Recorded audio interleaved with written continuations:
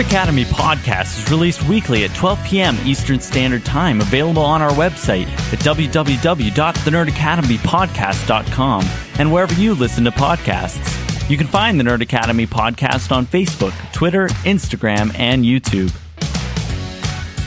You can also help support the show by going to patreon.com/The Nerd Academy podcast, where every donation allows us to bring you more exciting content every week.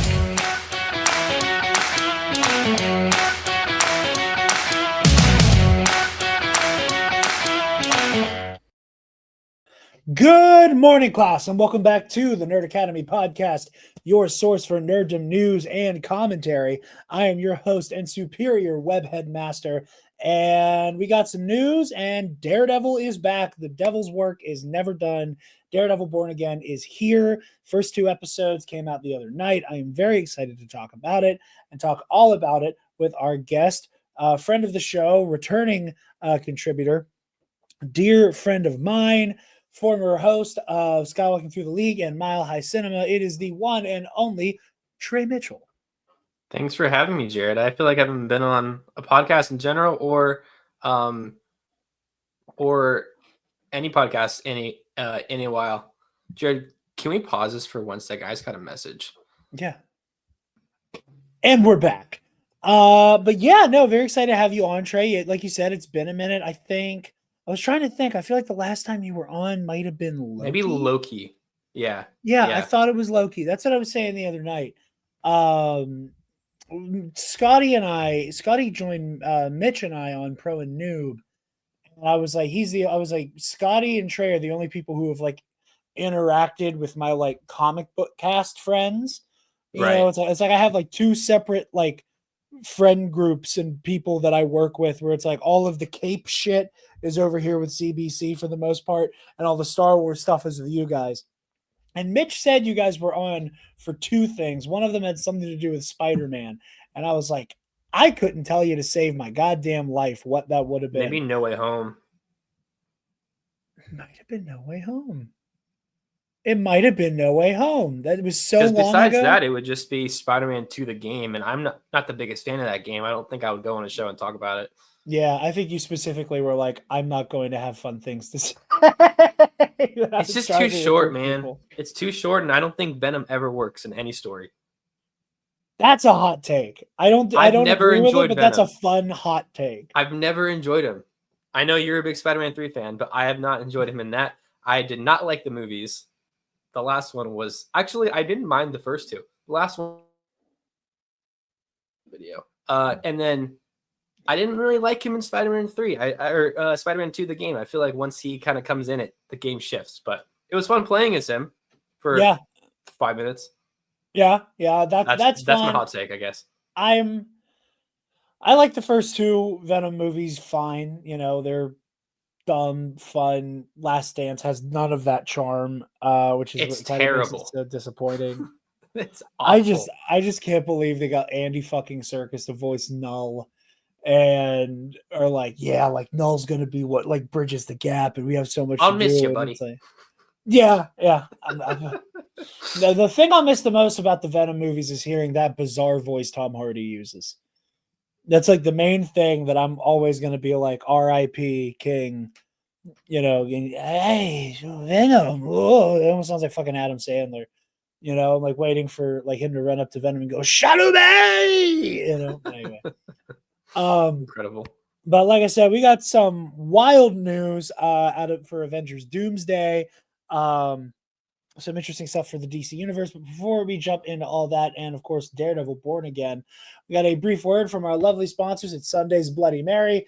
You guys know the drill. Sunday's Bloody Mary has the best Bloody Mary mix in the multiverse with their 3-time award-winning spicy Caesar mix, as well as their mild and traditional mixes if the spice isn't for you. They also have their award-winning pickled dilly beans, okra, and asparagus if you want to get your freak on and garnish that bad boy. Throw some rim salt on there if you're nasty. This former bartender trusts only one Bloody Mary mix, and that is Sunday's. Nothing beats a from-scratch Bloody Mary other than Sunday's.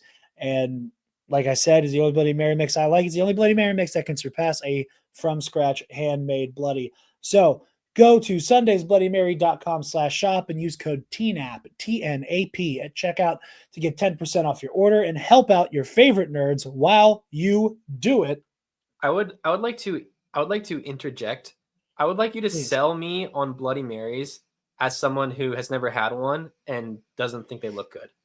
What is your used car salesman pitch to me about Bloody Marys? So any Bloody Marys, even when using a mix like that isn't Sundays in general, more often than not, if it's made even remotely competently, be it from scratch or from a mix, it's a very savory taste.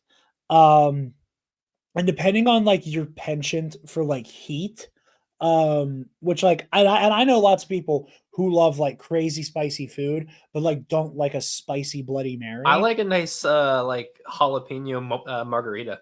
Okay, so you would like a spicy Bloody Mary. And like some people, like if you're doing it from scratch, you'll like hit it with a couple dashes of Tabasco. Back when I was bartending, I had a couple people who liked them fucking hot. What's the alcohol in a Bloody Mary? Typically vodka. There's a Bloody Maria, which is basically all the same ingredients, but with tequila. I prefer a Bloody Mary. It is my favorite cocktail. Like I said, I love the savory taste. It's also like one of the few cocktails where like you can kind of get fucking ridiculous with. Like, for example, throwing the ad back on with like all the crazy garnishes. Like there's a whole stalk of celery hanging out in there, and you got like the carrots. I think that's like a little sliver of a pepper. There's like there's a fucking wing, a fucking, pig in a blanket, like, and its savory flavor like lends itself to going for things that have a savory kind of pickled taste to them. Whenever I make myself like a Bloody Mary from scratch, like especially when we first got Sundays as a sponsor for the show, I would like make these like ridiculous Bloody Marys in a giant like stein to drink on air. And it was the Sundays mix. My favorite is, and I don't know, I think I'd have to look up the name of the brand. I know it's made in Pennsylvania. My favorite thing is to take the spicy Bloody Mary, Sunday's Bloody Mary mix, pickle flavored vodka, and then let that be the mixer there. And I would hit it with like pickled asparagus. I'd put bacon in there. That was something my mom, like, because she's a bartender as well, she does that all the time and people go crazy for it. It's a very savory drink. And it's great. And it's also like a great like breakfast cocktail. That's why it's kind of like mimosas and Bloody Marys are kind of like the Batman and Robin of like a brunch. Because again, like if you're having like eggs and bacon and sausage and you're in that like savory pocket, Bloody Mary goes down fucking great with that. What's the quote from Knives Out? It's like, I don't understand, but it's compelling though, or like whatever. Yeah. That's like how I feel about it. Confounds me. Yeah, like it's very confusing to me, but I'm intrigued, but not. I'm like intrigued from afar. But the next time we kick it, I will get all of the fix-it. I will either, depending on where we hang out, I will either bring a jar of Sundays with me, or I will make you one from scratch. And if you don't like it, I'll drink it. Sounds good. You know who would like a Bloody Mary? Matt Murdock. After the 2 episodes he's had, indeed. Before I hate stepping on your incredible segue, I do want to hit the news first because I like to close the TV talk. That was great. Who could use a Bloody Mary? The person who accidentally let all of this Avengers concept art leak. So I normally avoid talking about leaks. Unless it's something that like gets picked up by the trades, it's something I typically try to avoid. Just because like I really don't like contributing to this weird culture we have around like event cinema, stuff like your Cape flicks and your Star Wars is and stuff like that. We're like, we know everything about the movie before it comes out. I mean, the last Star Wars movie, especially. Yeah. Rise of Skywalker, like it's just the ship was springing leaks all over the place. I would love to live in the alternate reality where Sony managed to keep every single thing about Spider-Man No Way Home under lock and key. They were so close. Yeah. Where they had everything, and it wasn't Andrew, who was clearly wearing his Amazing Spider-Man 2 outfit, leaking, onto Twitter, and everybody accidentally confirming that they're in it. I remember Alfred Molina, like on a red carpet, just offhandedly went, "I can't wait to play Dr. Octopus again. Goodbye." Shit like that. So I try to avoid those sorts of things. And the only reason why I'm like comfortable delving into this is because A, this is batshit insane, and B, this is the kind of leak that like is almost like a taste test more than it is like giving us a whole lot of plot. And there's also a significant chance that like a lot of the stuff we see in here is nowhere to be found.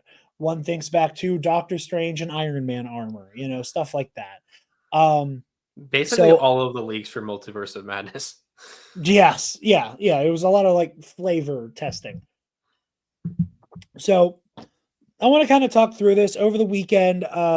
Like we said, massive leak from a bunch of concept art for what is allegedly going to be Avengers Doomsday. It has a lot of compelling stuff in it. So I am going to screen share for those of you listening to the show and not on. Are you going to get in trouble for audio sharing version. these? I don't think so. And Okay. if it does, enjoy the video while it's out. But I've seen Okay. it floating around elsewhere, so I think we should be fine. So first things first, we got like our first look at what our Doctor Doom might look like. Again, I'm very excited by the fact that like I'm very much in the camp that believes that this is not Victor Von Doom. This is an evil Tony Stark, who learned all the wrong lessons that our Tony learned and grew from. So because it's not going to be Victor, one moment, my mouse pad is going apeshit again because it's starting to go on me. Feige got you. Feige's coming for me. But I like the fact that we're like from the gate, there is like a clear delineation from like traditional Doctor Doom. Obviously, Doom has worn the white cloak many times in the comics, in particular as like God Emperor Doom. But I like that they're making it clear like this is not Doom, so we're going to move away from the traditional green cloak. Another one here kind of in this like medieval kind of feudal setting. Clearly looks like Latveria. Very excited to see the palace. This is one of the first ones I saw and I went, okay, I'm so sold. We got Peter Quill kicking it with White Vision, drinking it up, being buddies and pals, got some pizza on the table. And some drink around them. We got this interesting bit with the Hulks. Looks like we got Sakaar, She-Hulk, and Bruce, which like if Tatiana Maslany's in this movie, I'm gonna do a fucking backflip. I loved She-Hulk. I think it is my second favorite MCU show, topped only by Loki. And I just don't think that She-Hulk as a character, Tatiana Maslany as a performer, got the credit they were due or the time in the sun they deserved. So if she gets even a brief appearance in this, I will be very happy. She stands for the right things too. Yes, very much that. We got this interesting bit here where we got this like bar kind of feeling a little Mos Eisley Cantina-y, where we got the Young Avengers. We Looks got like they're at Galaxy's Edge. Yes, Cantina. It does. August Cantina. We got Kate Bishop, Cassie Langstacher. Who is there? Is that Speed? I can't tell. I think it was Wiccan and Ms. Marvel sitting there with Wong and Peter Quill and the weird little like Glorb guy from X-Force, which is fun. A potential look at our next Black Panther. This one looks a little weirdly AI generated to me. I think it's the colors. I think that like the high saturation, like high light image, even when it is made fully by a human being, just instantly gives me AI ick. But also it's the fact that like that's clearly not Chadwick. So in my brain, it's like, oh, the computer didn't know how to make Chadwick's face. But potential first look at our new Black Panther, at our next T'Challa, perhaps. And then we get like the full, like in the suit, holding that like sickle scimitar type weapon. We have this one of somebody bound in chains. I also went out of my way to not read a whole lot of descriptions. People said that was Bucky. You think that's Bucky? I know Bucky was in the Doom thing, they said. Interesting. And then then we got a couple compilations of them here. Yeah, Trey, what are you thinking with some of this stuff? I know, like, again, you and I kind of like both in the lead up to these big movies, like kind of like try to strike this weird balance of like, I want to know everything and I want to know nothing. And I try to like satiate myself just enough to not be going crazy. And I'm like, I'm getting like throwbacks to like when like that big concept art league, very similar circumstances for The Force Awakens, and everybody's like, what the fuck does this mean? Why does Chewie have a robotic arm? What are you thinking? What are you feeling? What do you think this means? It's just baffling that it seems like the person who did the concept art uploaded it to their profile on ArtStation. Yeah. And that's what happened, which is crazy. I don't know. It's exciting to me. I wouldn't say that like I've loved this phase of Marvel. What is it? Mm-hmm. Phase 5? Yes. 5. I'm excited for Born Again. I really liked Loki. I liked Guardians 3. I don't know if Guardians 3 was in this phase, but I think Guardians 3 was that before or after Quantumania? I didn't see Quantumania. Oh goddamn. 2022 Guardians 3, 2023, I think. I'm not sure. That sounds right. But I'm excited for another big Marvel movie. I wasn't a big fan of Brave New World, but like seeing these characters together in concept art form, I think what made me most excited is like the medieval look to it.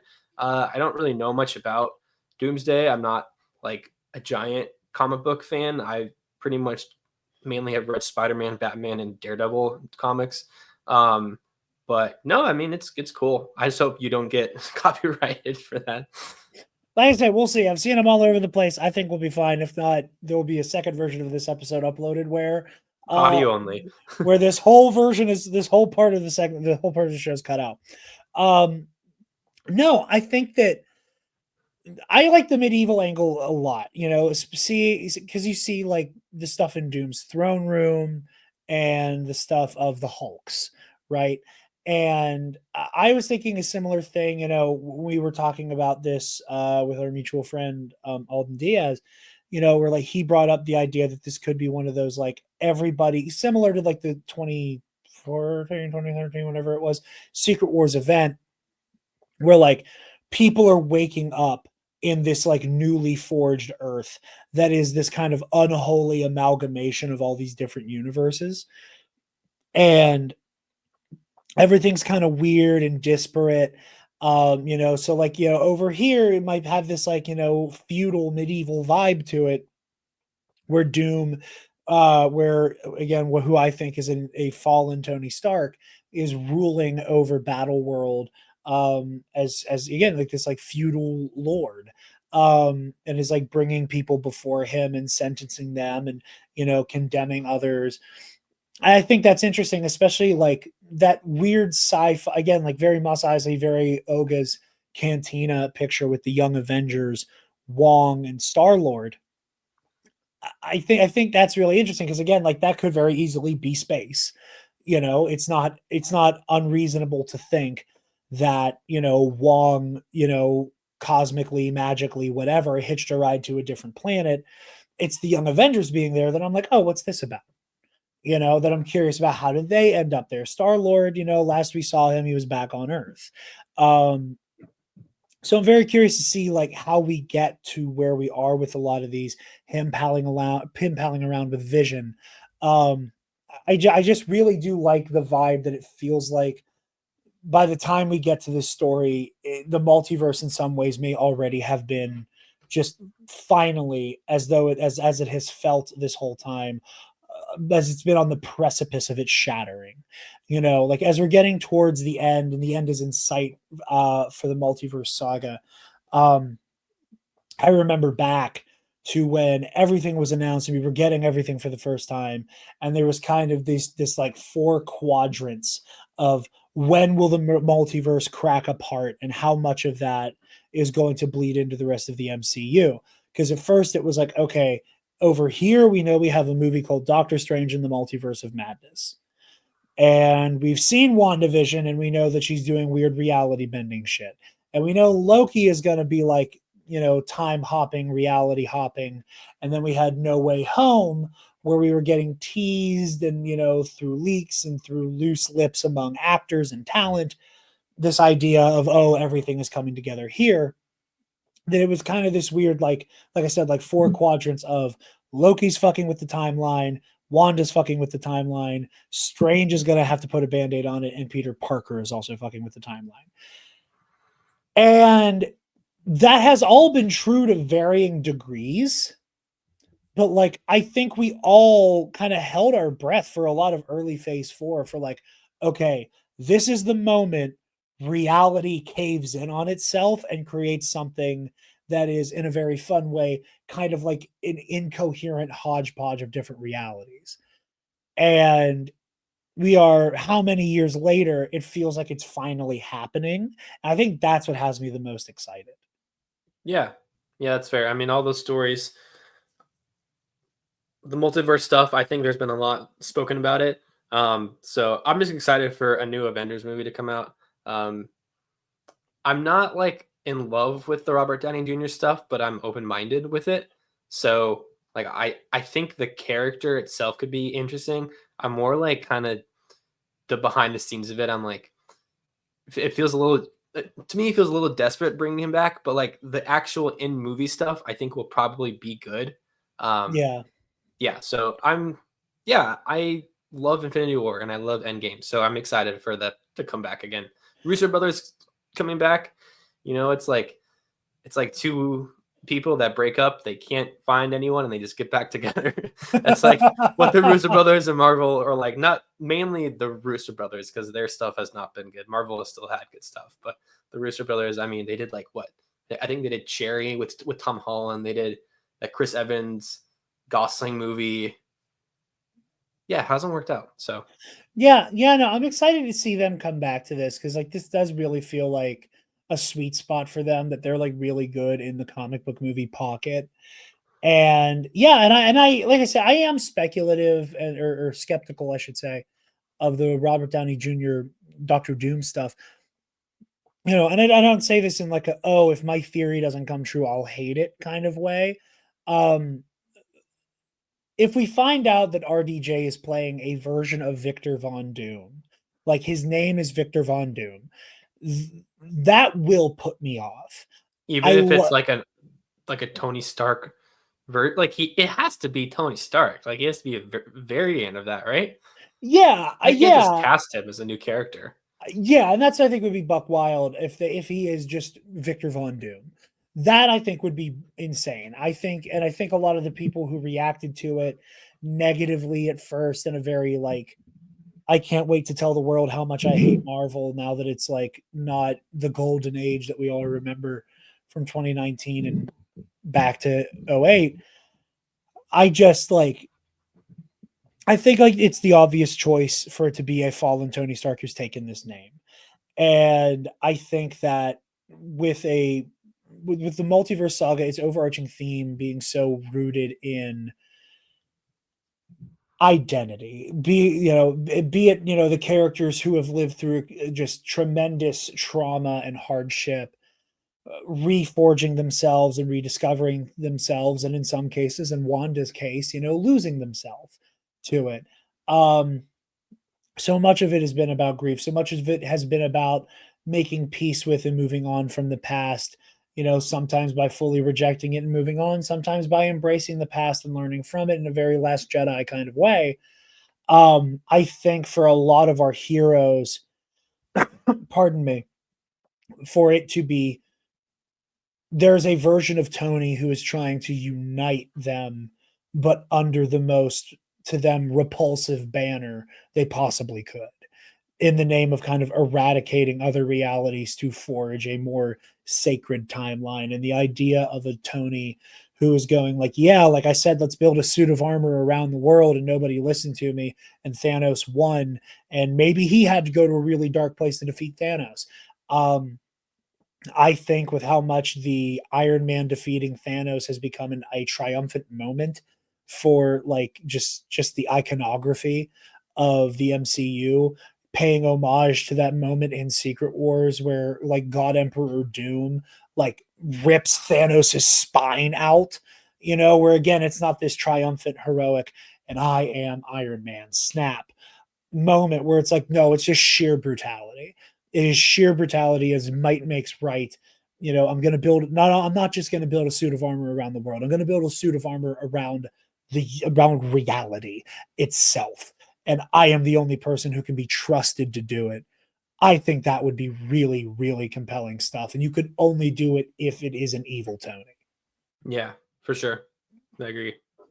But yeah, moving on to our last story before we start talking Daredevil.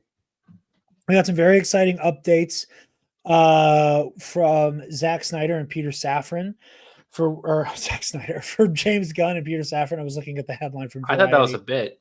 No. Because James Gunn took a picture with Snyder. Yeah. I was reading the headline. So a couple things just kind of off rip here. Superman is deep into post-production. Supergirl, Woman of Tomorrow, is about halfway through principal photography. They're starting to work on Lanterns. We got a first look at that with Kyle Chandler and Aaron Perrier as Hal Jordan and Jon Stewart. The Authority is getting kind of moved off to the side from what James Gunn has said. Batman Brave and the Bold is still coming along. Booster Gold and Waller are still in development, but I think also going to be kind of scooted around a little bit. Just trying to get all the big stuff. Clayface has been greenlit with Mike Flanagan's screenplay, with rumors that are remaining unconfirmed that Daniel Radcliffe will be stepping into that role. Yeah, lots of exciting stuff on the horizon for DC Studios. Trey, how are you feeling with like the potential finally comeback from DC to, really get into the fray here, especially with Superman on the horizon, only a few months away? It's crazy. When did that announcement come out? When all those, because I was not living in Chicago yet. That was like May of 2023 or something like that. When that announcement came out. It's crazy like how time has flown since then.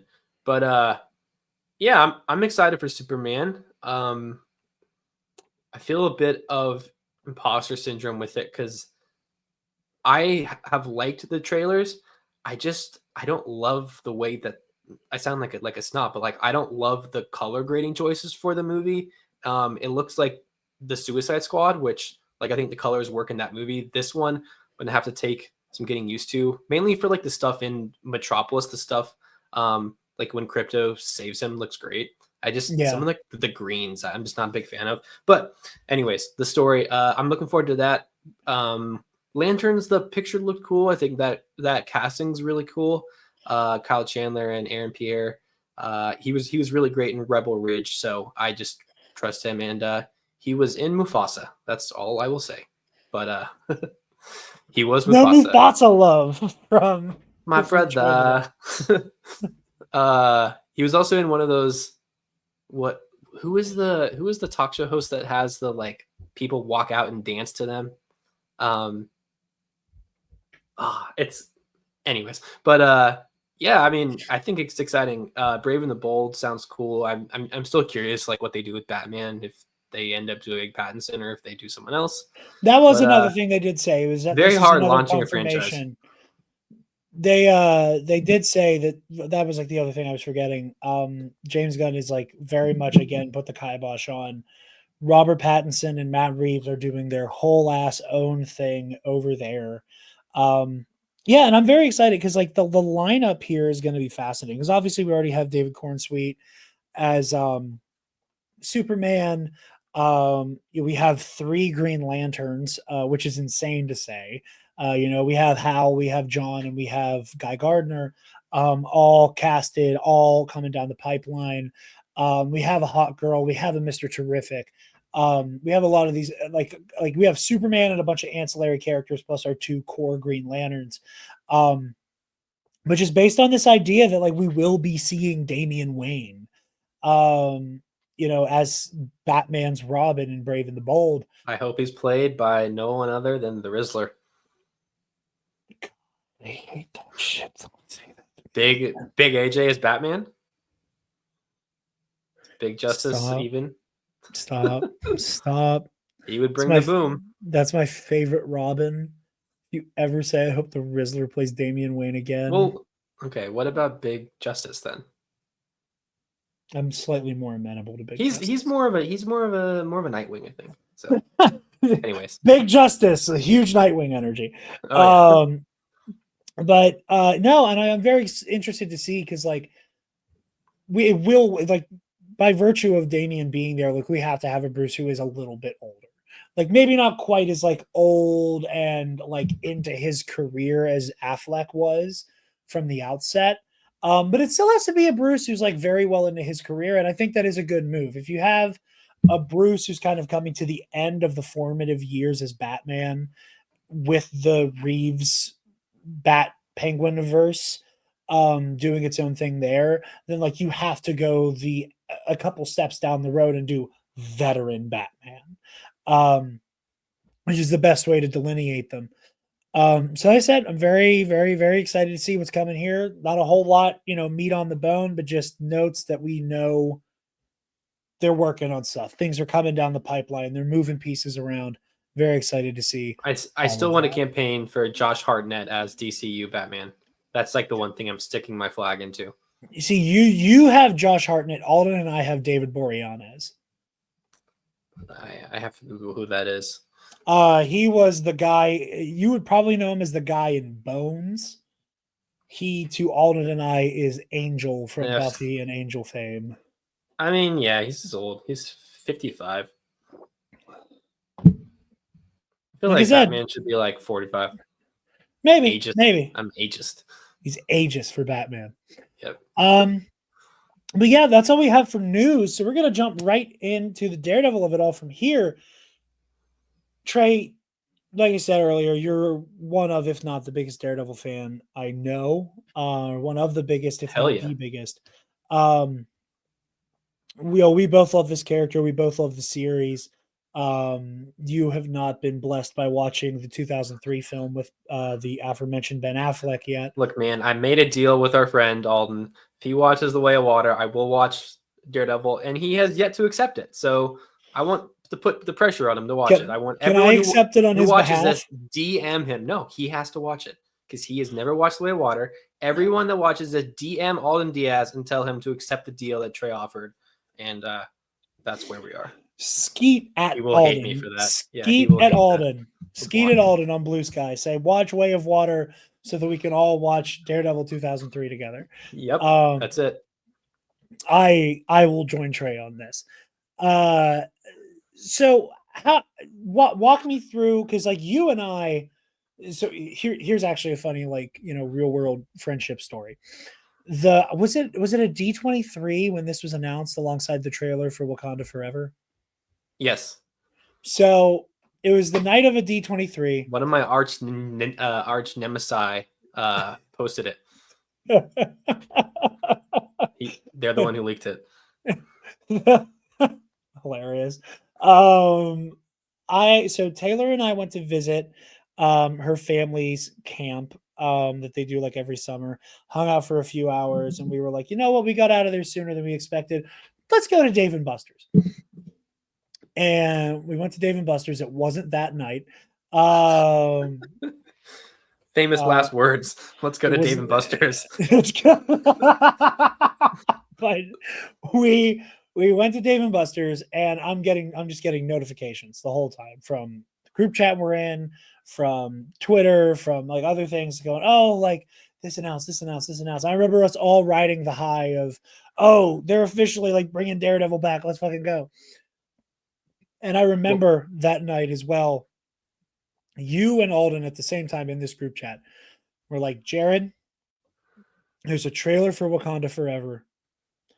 We do not want you to watch it unless and until there is a camera on you. That one. I thought you meant this path thing that when they released the Born Again trailer. Oh no, okay. That night. Oh yeah, that the famous night, photo of you. Yeah, that photo that everybody loves to post of me when I heard like the faintest "He gonna be all right" in the trailer, and I like full crowd pop. So going all the way back to then, even a little bit of the speculation about No Way Home. Like, what's your like journey and history with Daredevil as a character, and like how excited were you going into Born Again? Yeah, so I watched Daredevil, the show, in high school. I think the series premiered in 2013, 2014. One of those two, but I remember watching it. I watched all of the Netflix stuff. Really liked most of it. And then season 3 came out, and I was studying abroad in Italy. And I like was just so excited because I ended up having a lot of free time there. I know it sounds silly, but I didn't really like know anyone in Italy, and it's a bit of an isolating experience, to be honest. And so I just got really, really into reading Daredevil comics before it came out. I read like hundreds of comics, and I'm trying to go back and reread a lot of them now just to kind of refresh my memory, because when you read so many comics in such a short period of time, you kind of forget everything that happened. All blurs together. I blurs really together. don't remember comics. I've read The Long Halloween 3 times, and I think that's the one I know the most. Even that, I'm like, who did it? Who's Harvey's wife? What? I don't remember this. And so I read a lot of Daredevil comics. I was so excited for the show to come out.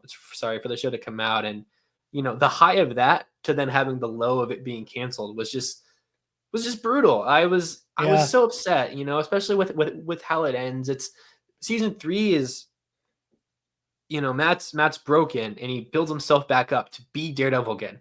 And like, you barely get any of him being Daredevil in that season. I mean, in terms of the 3 seasons, you really only get season 2 where he's like in the suit fighting a lot. So, I was just devastated about that. I have a few funny videos of me, like I've posted on various things, and it's like 911, would you like to report an emergency? And then the Daredevil theme starts playing. And me like screaming, crying into a pillow with the theme. And yeah, I was just, I was really upset. I grew up Catholic. I feel like I have had anger issues in the past, and I just really related to that character. I thought he was really great. In a lot of ways, he's like Batman. This show, we'll get into it, felt a lot like Dark Knight Rises at the start of it, to be honest. He's just a great character to me, and I was so excited when he was in No Way Home. That movie was kind of became my personality for like a year. So all I will say on the matter. So to have him in there was really awesome, and that obviously meant that he was going to be in the MCU moving forward. I saw Charlie Cox here at like the Chicago Fan Expo. I sat row 1, and he was just right in front of me the whole time, which was pretty cool. Really weird convention to have Gina Carano and Charlie Cox there. Yeah, that's what I will say. So it was really cool seeing him, and then having the show come out. I was so excited. I'm a huge Daredevil fan. He and Spider-Man are my guys, and I hope in the future they can interact together. And Fisk mentioning Spider-Man made me giddy. So I was just really looking forward to this, but my expectations were also somewhat tempered just because I feel like I don't get too high on these things anymore.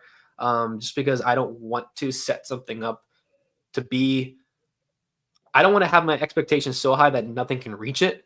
I think the last thing I was like that for was probably No Way Home, and I ended up really liking that movie, so it's okay. But yeah, I went into Born Again, kind of being a little bit reserved, just hoping for the best. And overall, I liked the 2 episodes a lot. There's some things I did not like that I'm sure we'll get into, but it was just cool having them back. And yeah, I had my phone on Do Not Disturb. I was locked in, like very, very into it. No, I mean, absolutely. I mean, very similar path for me with Daredevil. I became obsessed with Spider-Man when I was very, very little. Obviously the first Sam Raimi movie, the first two. And then I got really into Spider-Man, the animated series as a kid. Yes, that was my first exposure. Great, great Daredevil in that series too. Absolutely. Like it's a really great interpretation of him.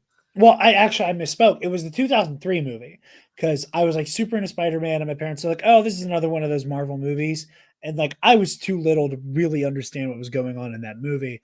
Aside from, oh, I know he's also a superhero. I have a loose idea of what Marvel means as a child. And really liking it, but like also starting to get into the animated series and going, oh, Kingpin, but I thought he was the Spider-Man villain, but he's the main villain here. And then, and then getting to what you said, like the introduction of Daredevil in that show, and just how incredible that portrayal of Daredevil is. I think the Spider-Man the animated series does not get enough credit for handling a character as complex and just gloomy and complicated as Daredevil so right for such a young audience. Like for a show that like even the police could not have guns, everybody had laser guns, everybody had blasters.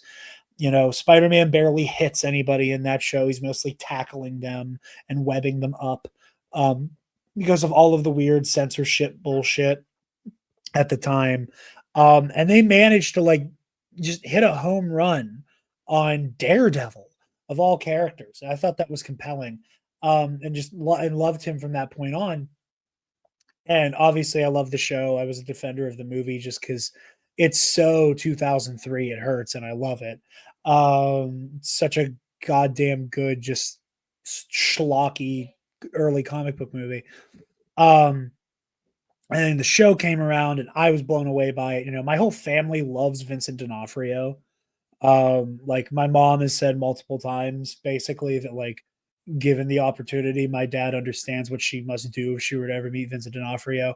Like my dad loves him as a performer. I watched the first season and a half with my dad.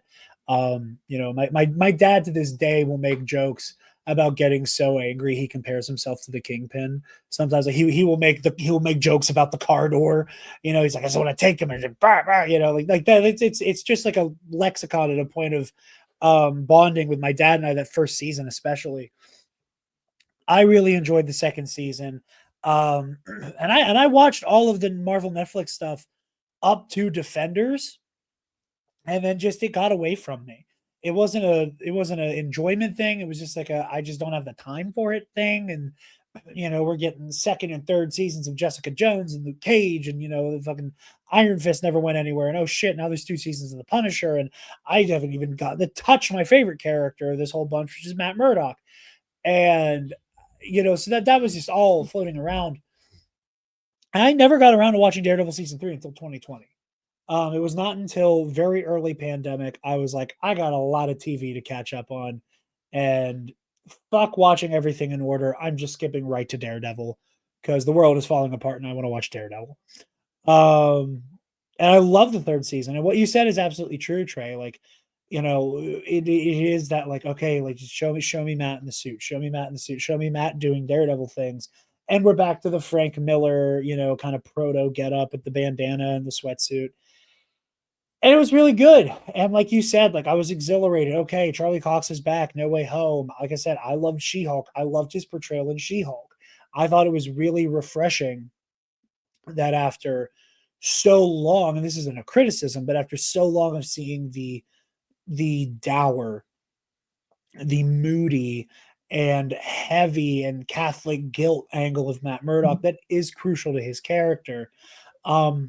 The Matt Murdock whimsy was missing because that's also something that I like so much about him is that like while he is like constantly like kind of suffocating under again that guilt and that responsibility, he's also just like a really funny guy who's just like a slut and who just like again for every Daredevil haunched over on a cross after Elektra's been murdered, there's I'm not Daredevil, like all of those things exist, all of Christmas those sweater. things exist. Yeah, the Christmas sweater. All of those things exist for Matt as a character at once. So I loved She-Hulk. I love the way they portrayed Matt and showing us that more lighthearted angle on him.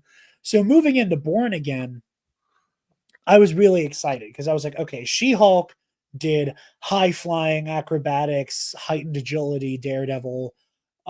We know Charlie can do glower Matt. Now we know that Charlie can do, fun comic booky, like silly Matt. Let's see if this show can kind of do the impossible and put that in a blender and it come out smooth. And that was kind of like the main thing going into it for me. So I would like to ask you, because we have not directly talked much about the show yet, because I wanted to hear your thoughts on air.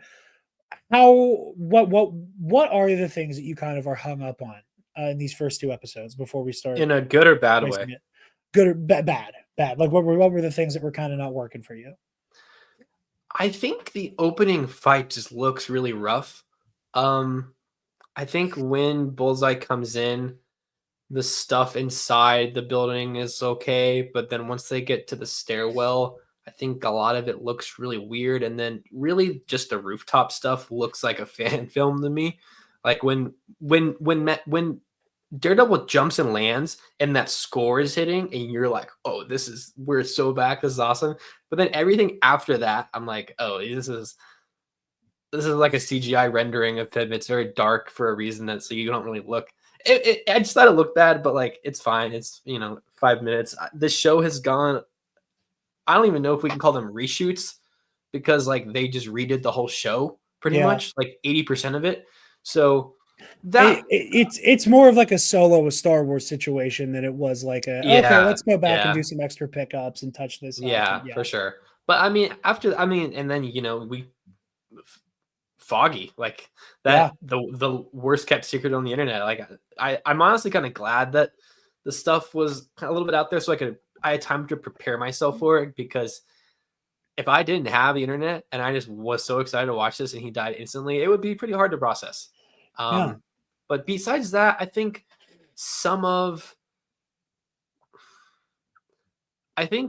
it's a little sloppy in the first episode. I think the second episode's paced very well.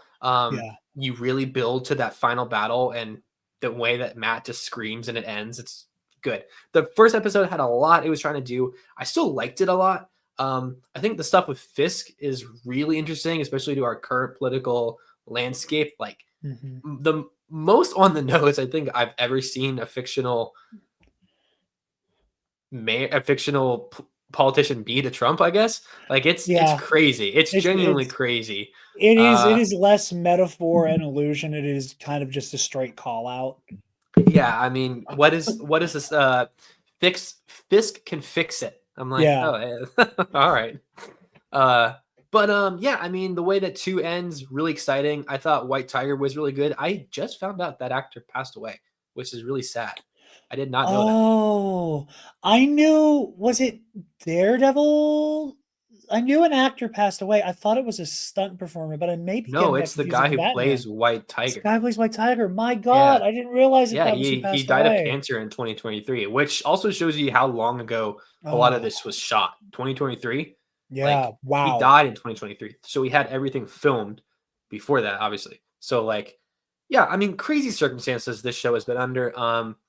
Overall, though, really excited. I've from everyone who's seen the full season, it seems like this show builds in a way that I really am looking forward to. I'm a big fan of the show The White Lotus, and like those first few episodes of that show are just establishing that the messy bitches are about to get even messier, and that's why I love that show. It's just you're like, oh, these people are a little weird, and then they drink wine, and then you're like, oh no, and I'm excited for the show to build. We haven't seen Punisher yet. I'm curious, like, if Karen's going to be in this really much at all, or if she's mainly a season 2. I have a lot of thoughts, but I want to hear yours too, and we can kind of break down each thing. Yeah, no, for sure. I do agree with you. The CGI in the opening fight, that's normally not something I like harp on. That's one of those like, okay, like if it's good, it's good. If it's bad, it's bad. More often than not, it's never bad enough to take me out of the story. And like, again, even without leaks about like speculation about Foggy's death, again, for better or worse, the nerd culture and nerd pundit sphere have gotten good at paying attention to trailers and marketing. And there's no getting around that. There's two shots. There's two shots of Foggy. It's two shots of Foggy. It's inside and outside, and that's it. Like say what you will about the Rise of Skywalker, but like it takes a lot for I think a lot of like dedicated people who like absorb every ounce of everything before it comes out to like forget what they already saw in the trailer. Because I can tell you this, I thought Chewie was dead for about 5 minutes, and when he shows back up on the finalizer, I was like, oh yeah, because there's that shot of him running down the hallway. Even in relation to Daredevil, when Matt throws Bullseye off the building and he's on the ground, I got more upset that I thought Bullseye was dead than Foggy Nelson. I was like, no, come on. Like, I told my girlfriend this. I'm like, that's the time for you to process working, upset. though. It's like you were more ready for Foggy than you were Bullseye. Bullseye's cool, though, man. He's crazy. Crazy's fun. But, like, when he's thrown off the building, I'm like, damn it. like, come on. And then I was like, oh, wait, hold on. And crazy eyes show up, so. Yeah, well, but like with the CGI of it all, again, like, we all knew about Foggy. So, like, I think that because the odds-on favorite was that Foggy was not going to survive past the 20-minute mark, I was not as focused on the tension with Foggy. Like, I was, again, how do you say the guy who plays Foggy's name again? It starts with an E. It's Eldon, right? It's not Alden. It's Eldon, right? It's Eldon. Eldon's performance, like literally in that moment, like I thought it was really good. Like, and they didn't like, it didn't have like the pomp and circumstance of like, I've been wounded and like triumphant last words. Talia, all ghoul death. Yeah, it's not that either. It's he's not opining and like doing a monologue as he's bleeding out, nor does he go like Talia. And I thought that was really real and visceral. Like it's not him. He's scared. Yeah, he's terrified. Again, and as he said before, like I don't like any of this Daredevil shit. I want to live in Matt's life. I want to be an attorney protecting people like in the courtroom. I don't want to be a part of this putting on costumes and beating the shit out of people stuff. And I really respect the brave choice to kill off Foggy Nelson. I respect the fact that he did not, like I said, have that moment to go, Karen, you're one of my best friends. I love you. We've been through so much together. Please take care of Matt. Watch over Matt while I'm gone. And like that was something they could have done. And that was something that they could have used to add to the tension of Karen walks away because Matt walked away, but he wants to come back. But they chose a much realer and visceral angle of it's just Foggy, like, sucking on air, trying to get his bearings back. And that, I think, again, was a really brave decision. Unfortunately, because even though I avoided the Daredevil speculation as much as I could, Foggy's gonna die just became so pervasive. So I wasn't caught up in the tension of, oh my God, like, can they resuscitate him? Will EMS arrive in time? I was watching the Bullseye fight. And, some of the stairwell stuff has got a little bit.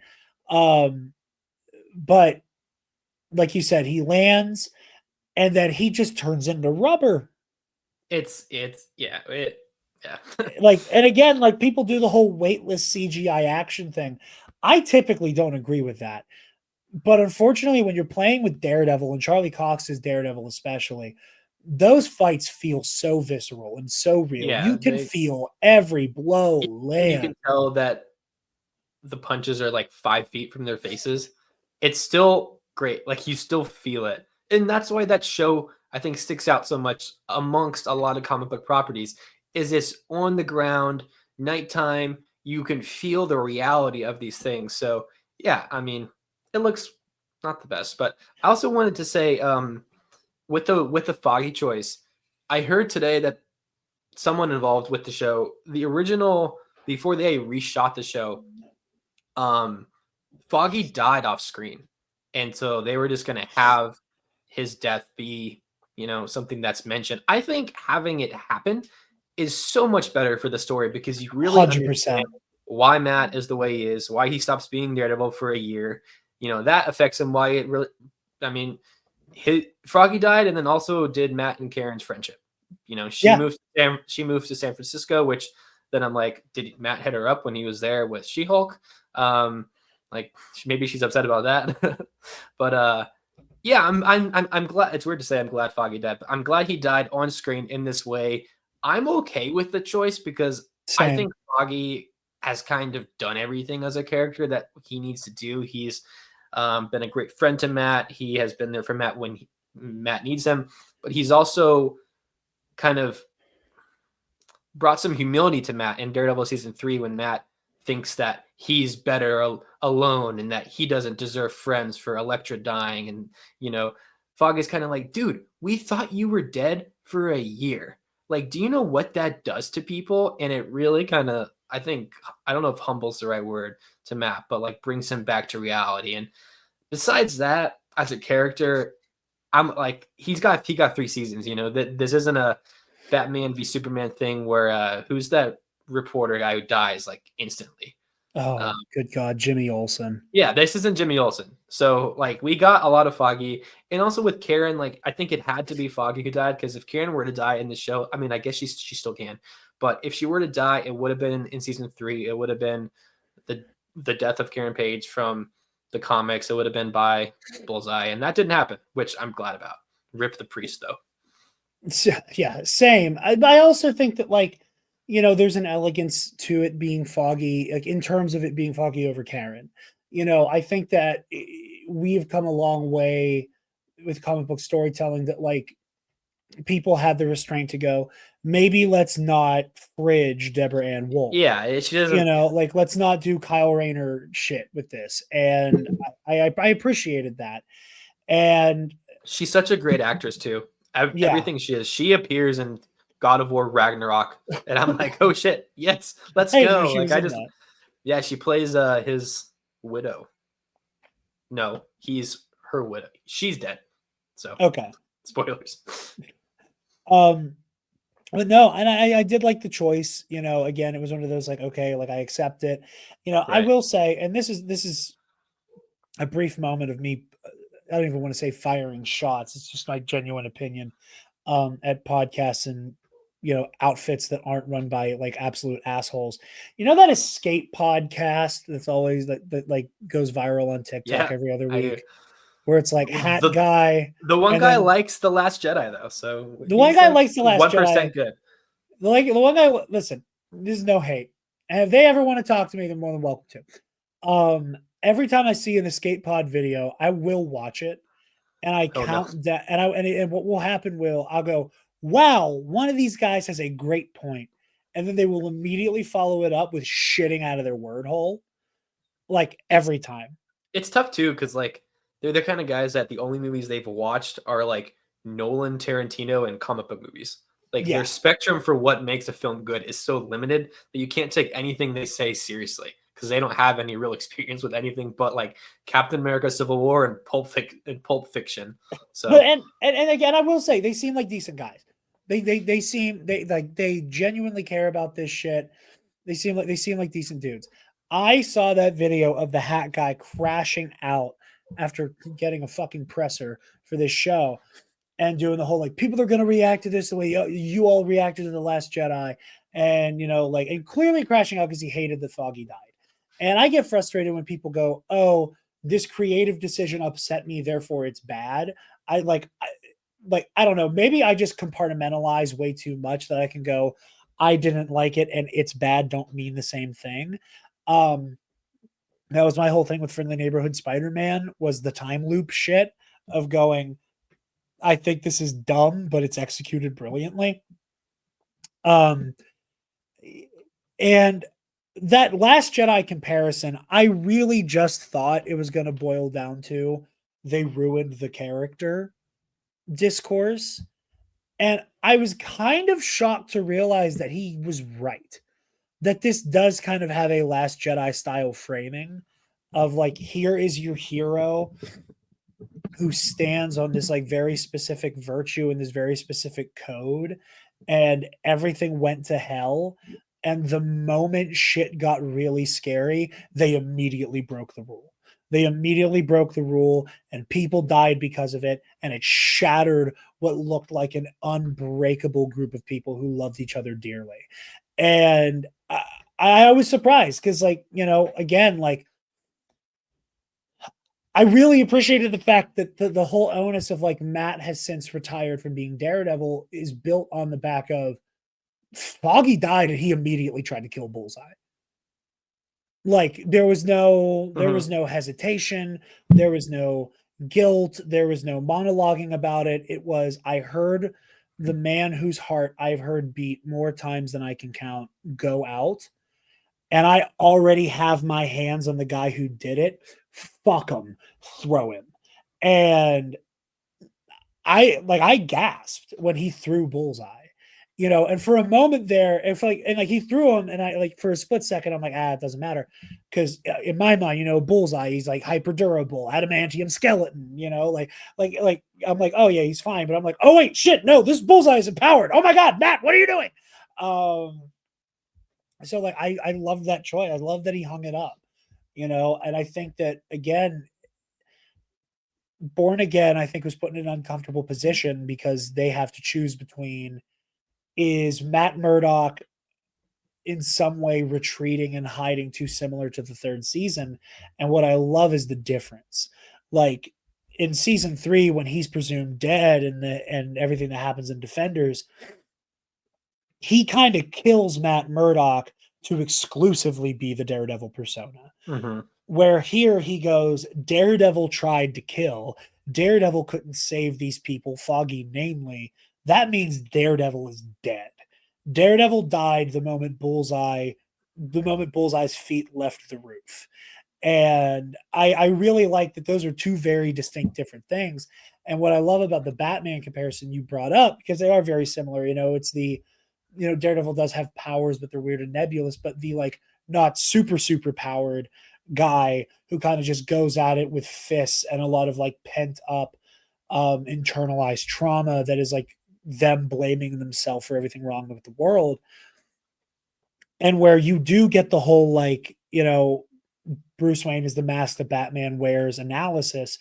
I really do like that this show, both the original Netflix one and this one, have kind of put their foot down with Daredevil and Matt Murdock, like almost, I don't want to compare it to Moon Knight because it is a legitimate mental illness there, but like it is kind of that, like these are two personas that do occupy one man, and there is overlap, but like Matt Murdock can't exist without Daredevil, and Daredevil can't exist without Matt Murdock.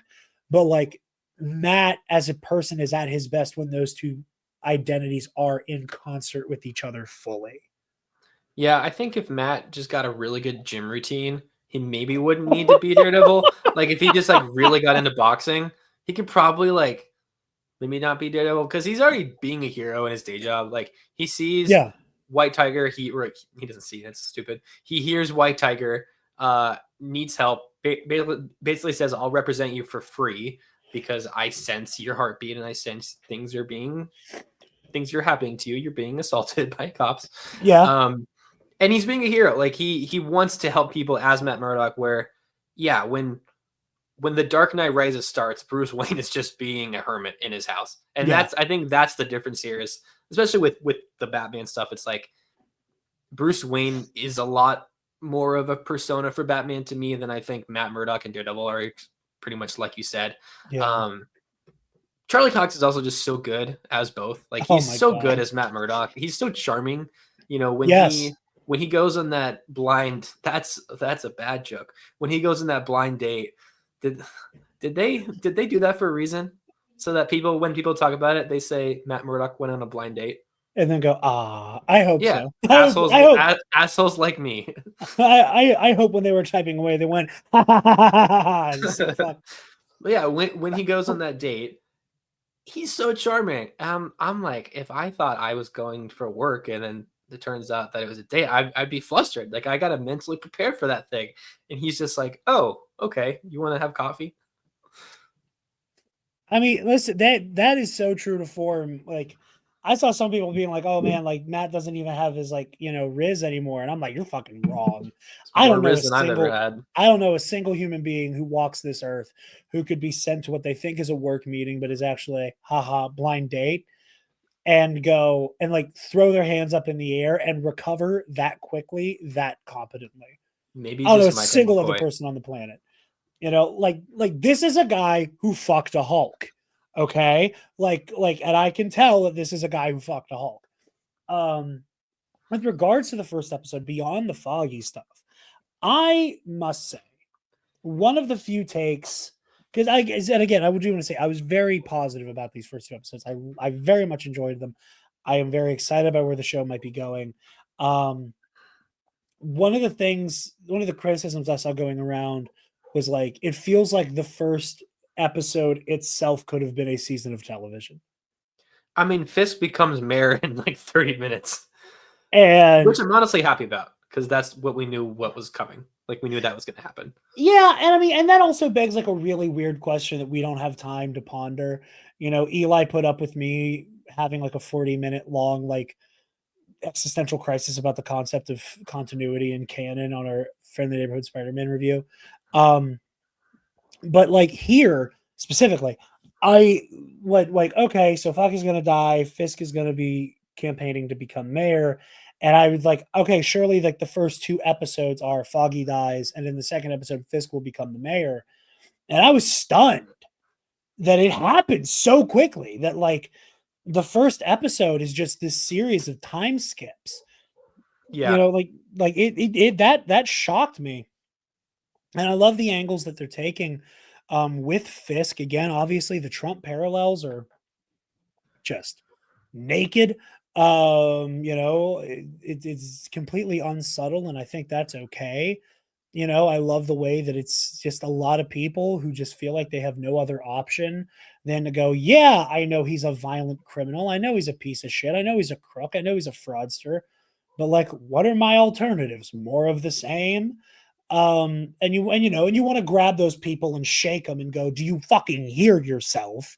But it is human and it is real and it is emblematic. Like we watched in the real world the exact conversations Matt's overhearing on the street happen. And half the police love him, half the police hate him. Yeah, like he's gonna shake it up. We need someone strong to clean up the streets. Have you seen what's going on? And I love what Matt said. He's like, New York's always been the same. You just got some people doing vigilante stuff now. Yeah, sometimes there's just a guy who sticks to walls who's a part of it too now. And I just found that really exciting and compelling. I love the way that they're kind of putting like Fisk in a pressure cooker. Where like he has his moment with Vanessa. He's like, hey, I know you're cheating. I know you're having an affair. Don't kill him. Okay. I wasn't sure if that meant like she had a son or something. It was a bit ambiguous, but after thinking about it, yeah, that's my reading. The don't kill him is what made me go to her being unfaithful. For sure, yeah.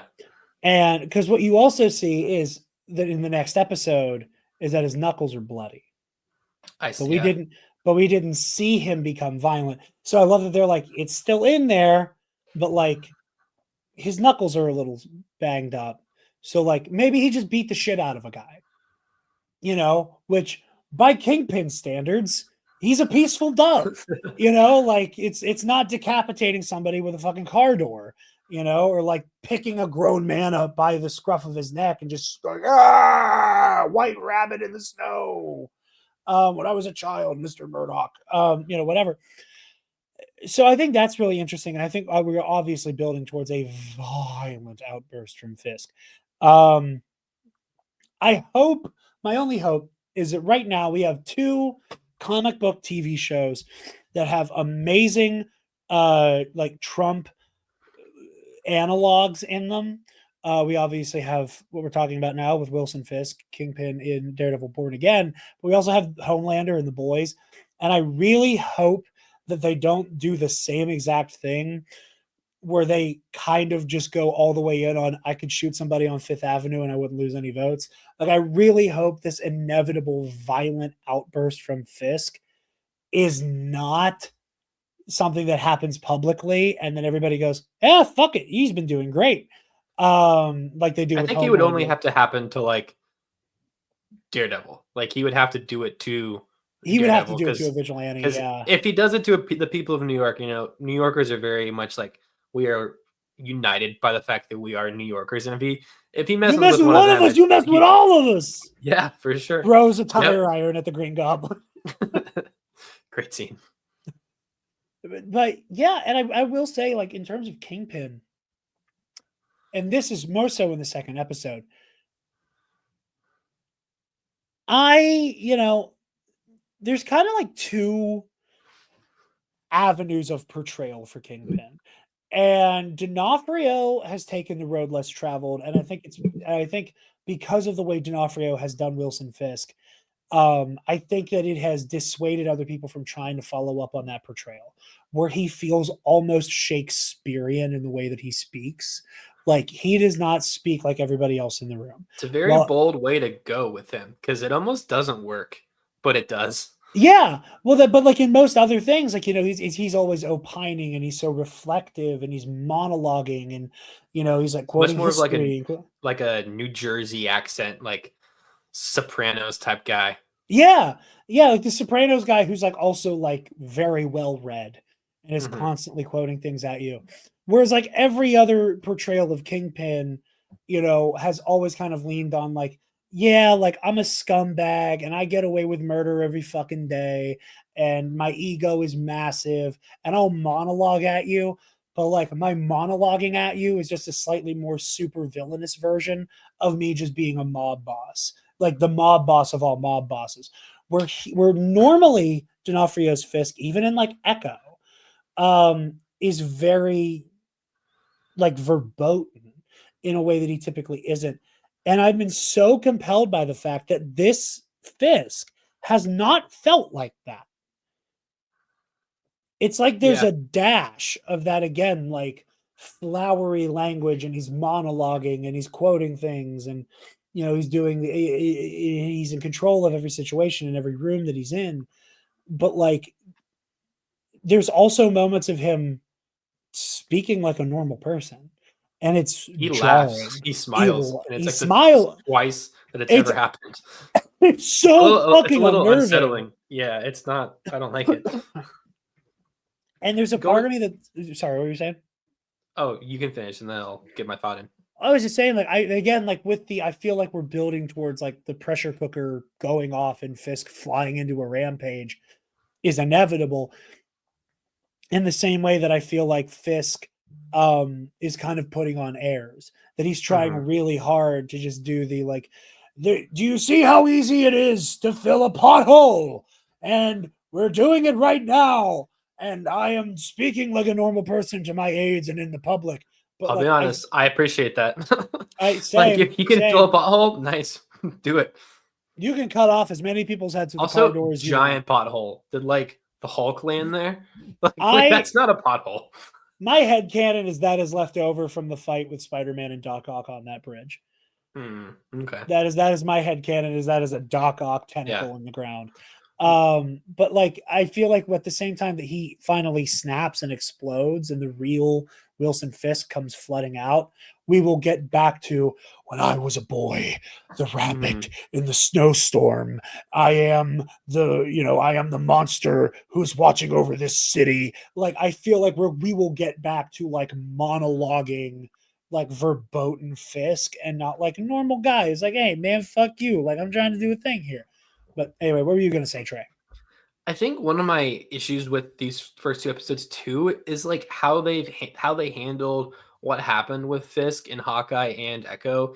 It felt very confusing. Like, I'm not really totally sure. I watched those two shows. I'm not really totally sure where he was. like, because Vanessa's talking about like you were away for so long. I don't really understand. It feels like that wasn't handled the best. I almost wish they just didn't mention any of it, because it was a little bit confusing to me. Do you have any thoughts on that? I think, I don't know, maybe this is just me filling in gaps for myself so that like my like continuity obsessed brain doesn't explode.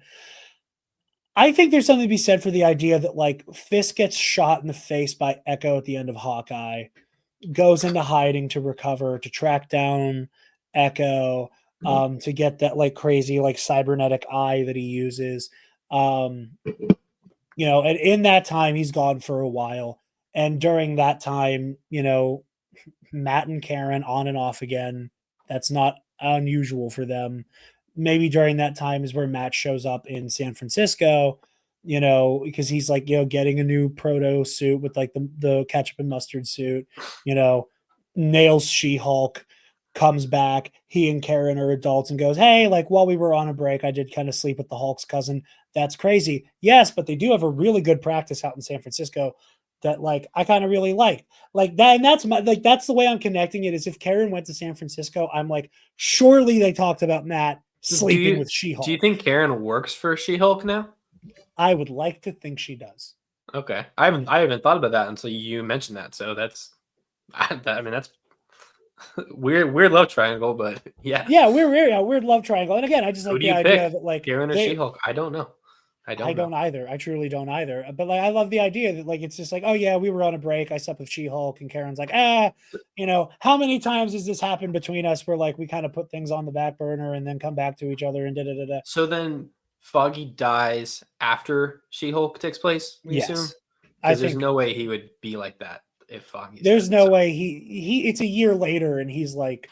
Okay. Barely hanging on. So I doubt that like in the middle of that, he went to get a brand new, even brighter, more insane Daredevil suit, you know, was tee-heeing the whole time, slept with She-Hulk, and then came back to keep like depressingly overcooking his food. I also love that he just doesn't have lights on. It's funny. Yeah. Why would he need them? Like, why would he need them? Unless he can like see, quote unquote, with like the light in there, because his senses are weird. But yeah, I'm trying to think if we haven't hit anything else. What do you think of the opening credits and the kind of new song? I like it. You know, I think there's a part of me that was like kind of anticipating it still, because just how much they've leaned on that Daredevil theme. You know, like it's in She-Hulk, it's in Friend of the Neighborhood Spider-Man, you know, and like that like main melody is still in there. It's interpolated a little bit differently. You know, that do do do do do do, like it's in there. But like it's reinterpolated. I liked what you said the other night about like if the first version of this show feels like it is New York being painted in blood, that this feels like it's New York being built in bone. And I didn't mean to say the thing that you said because you said it, but like I think I just said it, so it's fine. Well, oh, I saw the message from you about it before I watched it, and I thought that was a really compelling angle. I was looking at it as though like it's not bone, but it's stone. Yeah. That we're watching things fall apart.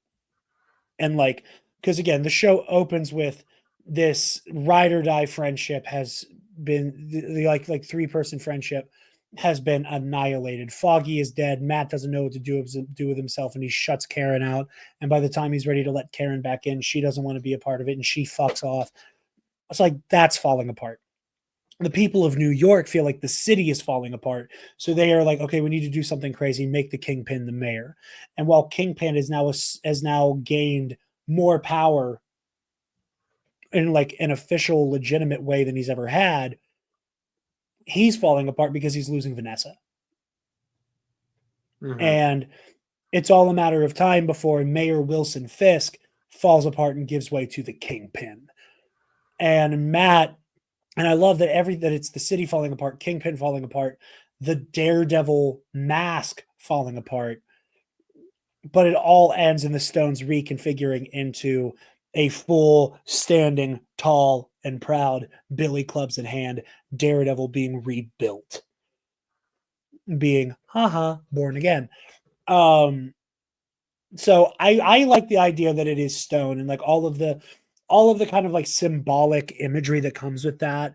You think of those, beautiful and insane, like, Greek and Roman statues that are like so chiseled and like, creating cloth from marble. And you think of like, stone buildings and how much force and devastation it takes for something that looks so impenetrable to fall apart. So I think it's playing with that idea of like things are falling apart, but while things are falling apart, that is sometimes the opportunity for the best among us to rebuild themselves into somebody who can fix it, with the help of many people. I think that's going to be another big theme, is collectivism. Is that, Matt has always been somebody who sticks his neck out for the little guy and is always there to help build people up who have lesser means than he. But like seeing that, like, we need to do this at scale, because, to quote the current president, or to paraphrase the current president, one man alone cannot fix the ills of society. And I think we're going to build towards that idea as well, that like the vigilante problem is emblematic of, there needs to be a collective of people who are willing to stand, and that is a stand-in for just like the people of any city, any town, any country, and whatever, who all go, oh, like, we need to take agency and unfucking the world around us. Otherwise it will stay fucked, and it will get more fucked if we let one guy who thinks he can unfuck it keep fucking it. Well said. Yeah. I mean, I liked the opening credits. I think season 1's was better, or sorry, the Netflix show was cooler, but like it was still cool in like the thematic stuff behind it, like exactly like what you said. I think that's very cool. Being broken down, being built back up. You get that statue of Daredevil, very cool. The music, I think mostly I like. I've heard some people say it almost feels like a YouTube cover of the Daredevil theme in a way, and I kind of agree with that. Mainly just in like the opening credits when that score hits, in like minutes 9 of the show, when he kind of jumps down and lands on the tower in the full suit with that like opera score, that is great. So I guess we haven't really heard that much of it, but like overall, it's the same notes, so it works. Well, I also think there might be something, we were talking whenever the Superman trailer was coming about, do we want to hear the John Williams? What is your take on that? I think, well, I think it's obviously going to apply to Daredevil as well. I think that there should be a theme for Superman that is new to this movie. That is like the leitmotif that comes into effect while Superman is like being Superman, but now as he is perceiving it. And then to have a secondary theme, one that kind of has the fun meta angle of like, we in the real world hear da da da da da da da, da and think Superman immediately. That is how the people feel when they see him. When the people of Metropolis and the people of Earth see a man, buildings in a single bound faster than a locomotive, they see that's what they are feeling on the inside. I almost like the idea that the theme for the show, in the same way that I think the Superman movie should have its own theme, but like Superman to the people should sound like the John Williams Superman march, that this show has its own theme in the opening credits and that kind of guides us through the story. But when we see Daredevil stand tall and put his dukes up, billy club in hand, the people feel do do do do do do like that. It's almost like this is the theme of this show, but this is a Daredevil's theme. And that's what I hope it's kind of building towards. It's like bringing that music back. And I think there's also a beautiful way of going, like, because Matt, is obviously deprived of his sense of sight, to go, oh, like Matt, like it is an auditory thing, that the music doesn't feel like Daredevil, but he will like again, in a weird meta kind of like woo-woo way, like he will hear the music. He will hear that triumphant version of it when he's getting ready to beat the brakes off a bullseye on that rooftop. So, yeah, I think that's fair. Going back to Superman, I'm in the camp that I really hope the Williams theme is not his main theme. I like the Zimmer theme, and I think it's cool that that Superman has his own, and I think this Superman should have their own too. So, I think what you said was pretty cool. I'm hoping it's mainly for marketing purposes, or like in story purposes, like what the people hear, maybe. Yeah. So with Daredevil, that theme is just so good. The original credits theme is just so good. We've it's had hard 10 to years. have anything different than that. And we've had 10 years to like ruminate on that, you know, like we've had 10 years for that to be like what we hear when we think about Daredevil. We've had 10 years to go, oh my God, like this theme is so good. It's one of those unskippable intros. You know, I couldn't hum you the theme song, no shade, to Jessica Jones or Luke Cage to save my fucking life. But like, I could hear one note of the Daredevil theme and go, that is the theme from the Netflix Daredevil. It's funny. I really like a great show theme song. My phone ringtone is the White Lotus season 2 theme. I love it. It's great. Season 3's theme, if anyone has watched that show, it's growing on me. It's good. It needs a beat drop. It needs a goddamn beat drop. Then it can be great. That's all I will say. I love that. But overall, I think we're both positive on this. We're very excited to see where this is going moving forward.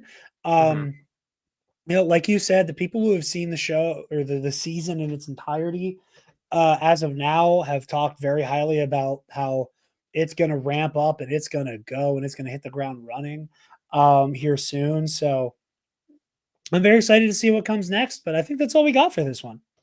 Yeah, that was cool last night watching this show again. I waited a long goddamn time like everyone else did. I remember where I was when the show was canceled and how sad I was about that. And, you know, really glad that it's out now. Really crazy that they shot so much of it and then just said no and redid it. Like, I respect that decision, mainly because the mouse is not a very ethical entity right now. And like, that was expensive to do. So I respect that. And, yeah, it's crazy. They start filming season 2 on Friday. So yeah, I appreciate the you know, fast turnaround, because then, you know, we also have properties like the Batman, which I know you adore, I adore. Like, give me the movie. I want the sequel. Come on, it's 6 years or whatever, 5 years apart. Like, it's just brutal. hurts. It's fucking brutal. It is. But yeah, It's like Euphoria.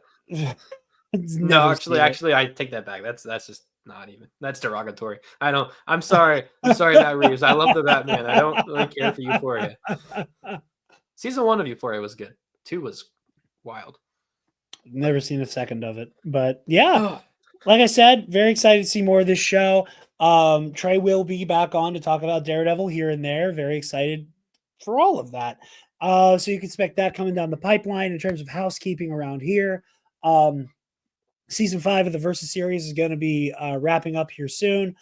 Spencer's schedule has been a nightmare as he is getting things situated with his new house and has been busy with work stuff. So all of that going on, we're going to have that coming to you soon. And that will be Anakin Skywalker and Ahsoka Tano circa Clone Wars Season 5 versus Baylan Skull and Shin Hati in our first team battle, which I'm very excited about. Trey, do you have an odds-on favorite for Anakin and Ahsoka versus Baylan and Shin?